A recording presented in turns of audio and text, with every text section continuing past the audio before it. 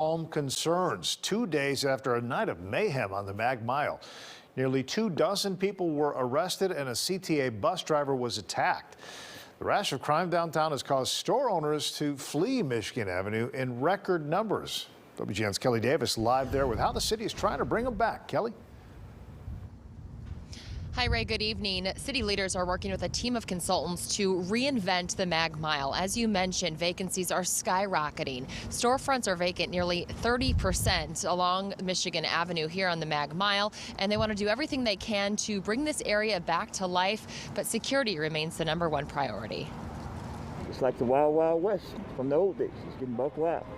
Danny McGee has been working security at Canada Goose for the last 5 months. It's my job to spot trouble and bull and to stop it from getting into the store before it even happens.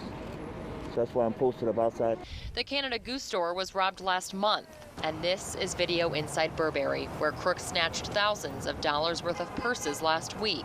And on Saturday night, police responded to a large group of kids downtown, arresting 21 juveniles. But we do have some folks who are acting, as my grandmother would say, acting a fool, and we're not going to tolerate that. People are turning to city leaders looking for answers as crime continues to tick up. It's one thing to talk about the problem and understand that it's worse than it's ever been, but complaining about it doesn't really do any good. We need specific solutions. Second Ward Alderman Brian Hopkins says those specific solutions will focus on security. He wants to upgrade the city's surveillance system so that cameras can talk to each other in real time. And there's ways to have them interface with the police officers on the ground, so a police officer who might be a block away can actually have access to a video feed from a store that might be experiencing some criminal activity.